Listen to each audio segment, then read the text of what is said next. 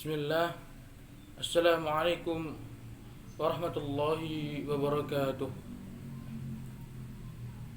Alhamdulillah. Summa alhamdulillah wa ba'da alhamdulillah. Alhamdulillahi mujzilil ata'i wa muzbigin ni'am. Wa ashhadu an la ilaha illallah wahdahu la syarika lah. Dzul fadli wal ihsani wal judi wal kiram.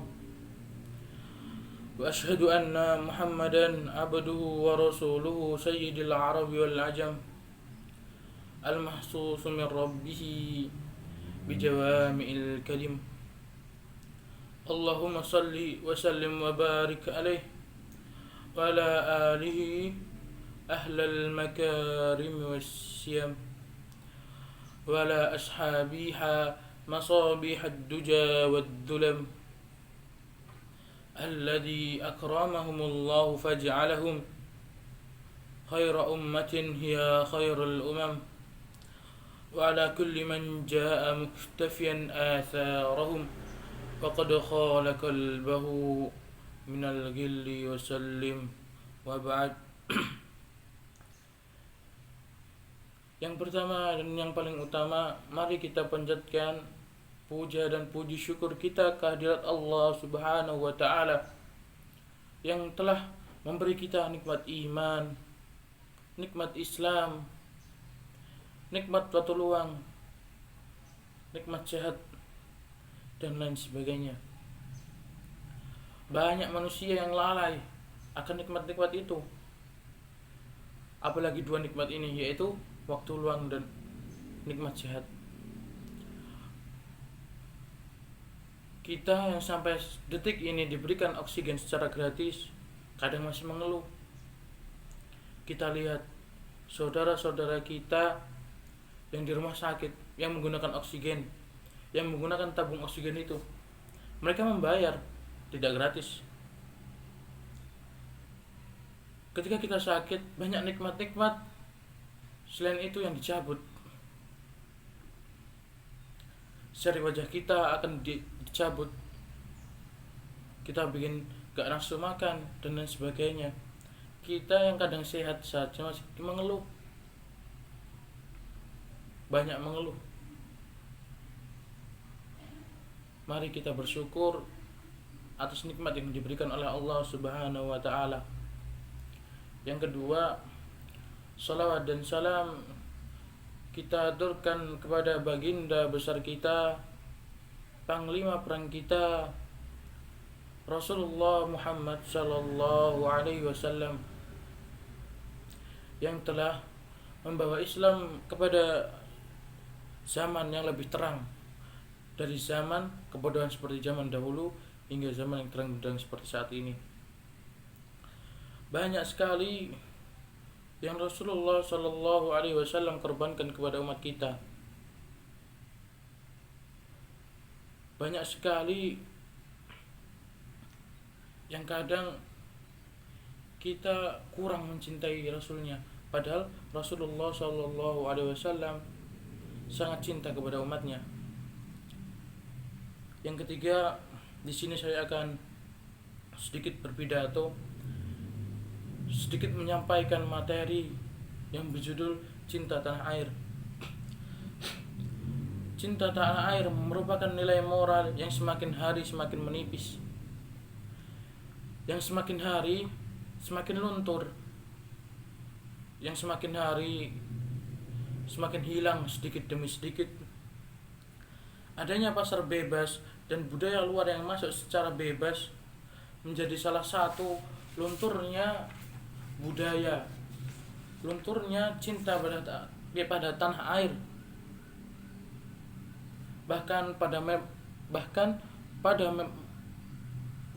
pada era modern seperti ini, sulit sekali menemukan remaja yang menghormati ideologi negaranya sendiri.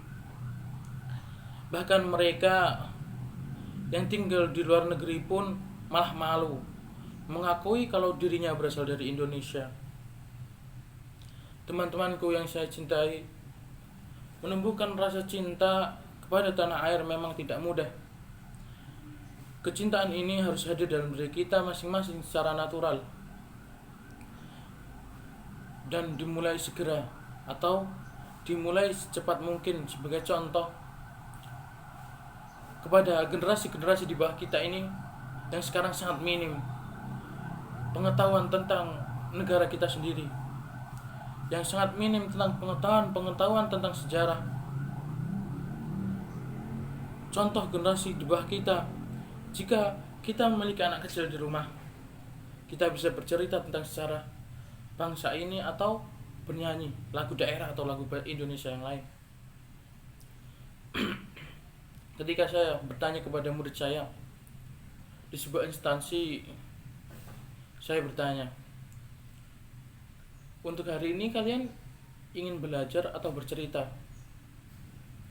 Lalu dengan polosnya mereka menjawab, bercerita Ustaz, dan lain sebagainya.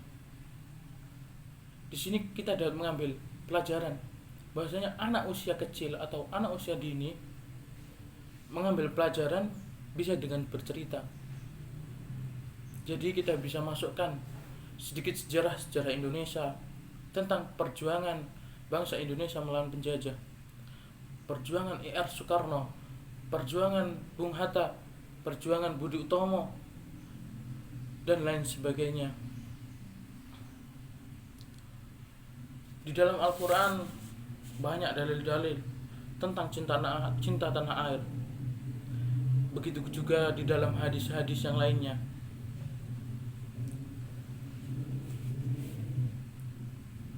Al-Jurjani dalam kitabnya At-Ta'rifat mendefinisikan tanah air dengan al-watan al-asli.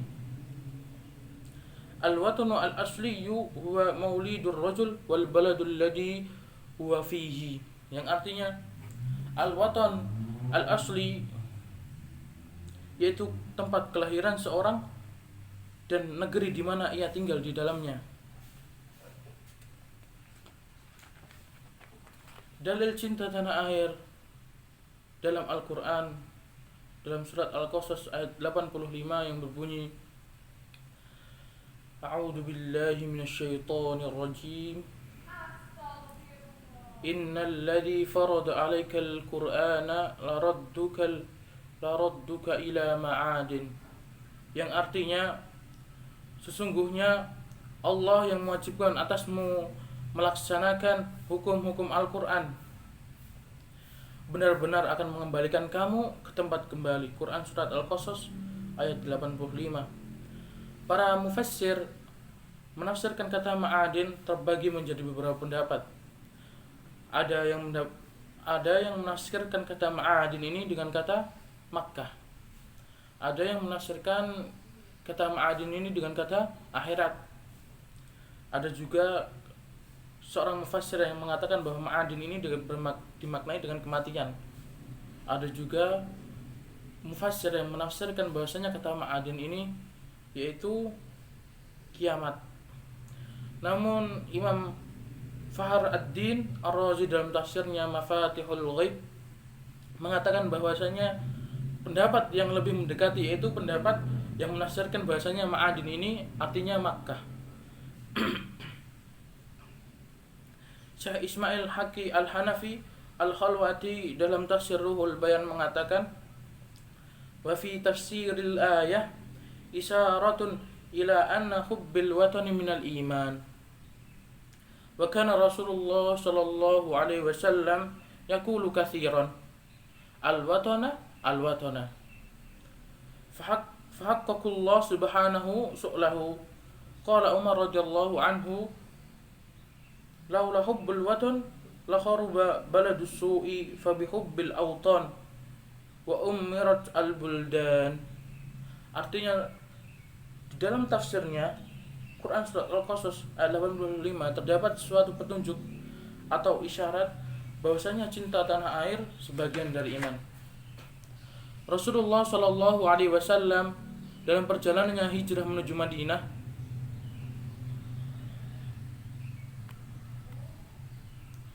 ketika hijrah menuju Madinah banyak sekali menyebutkan kata tanah air.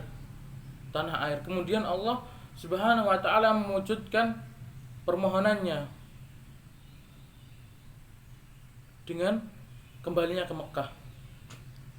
Sahabat Umar radhiyallahu anhu berkata, jika bukan karena cinta tanah air, niscaya akan rusak negeri yang jelek atau gersang. Maka sebab cinta tanah airlah dibangunlah negeri-negeri.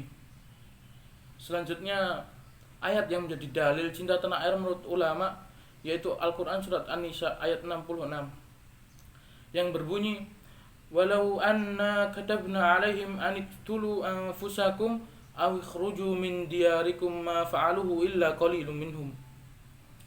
Yang artinya, dan sesungguhnya jika seandainya kami memerintahkan kepada mereka di sini yaitu orang-orang munafik, bunuhlah diri kamu atau keluarlah dari kampung halaman kamu, niscaya kamu tidak akan melakukan kecuali sebagian kecil dari mereka. Quran surat An-Nisa ayat 66. Syekh Wahbah Al-Zuhaili dalam tafsirnya Al-Munir fil Aqidah wa Syar'iyyah wal Manhaj menyebutkan wa fi qawlihi aw ikhruju min diyarikum ima'u ila hubbil watan wa ta'alluqin nasi bihi wa ja'alu qarina qatlin nas wa su'ubatil hijrati minal awtan. Yang artinya di dalam firman awikhruju min diyarikum terdapat isyarat akan cinta tanah air dan ketergantungan orang dengannya. Dan Allah menjadikan keluar dari kampung halaman sebanding dengan bunuh diri dan sulitnya hijrah dari tanah air.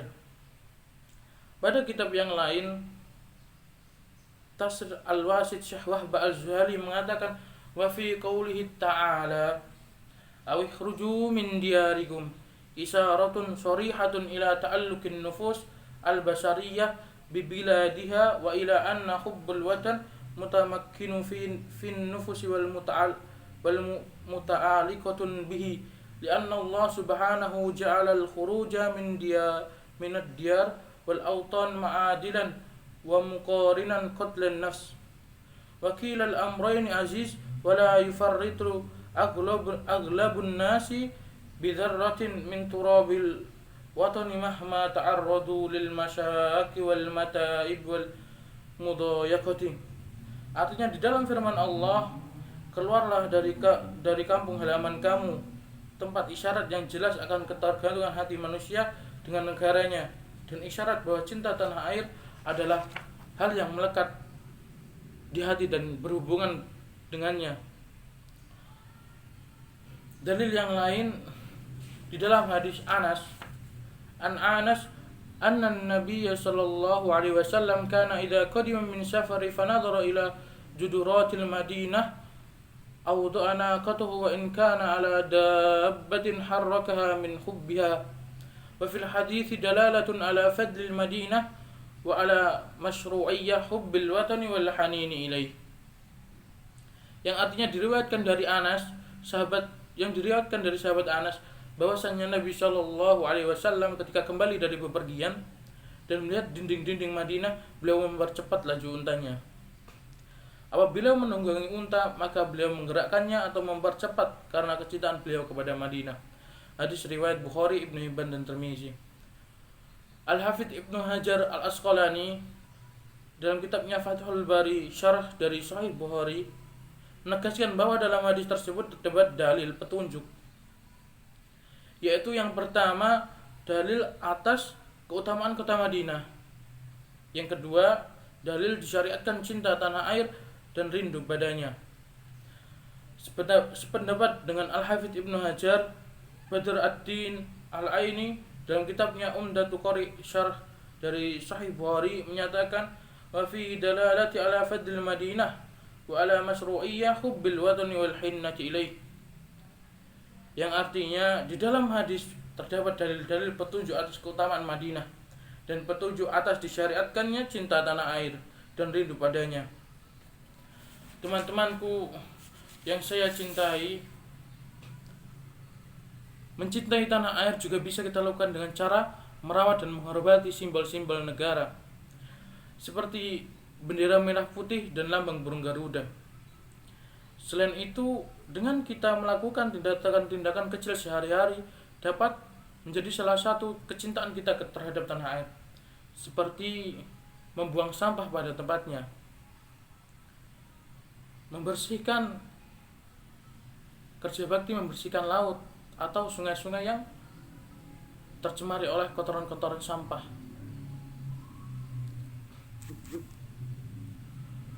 Mungkin cukup sekian dari saya. Syukran. Wassalamualaikum warahmatullahi wabarakatuh.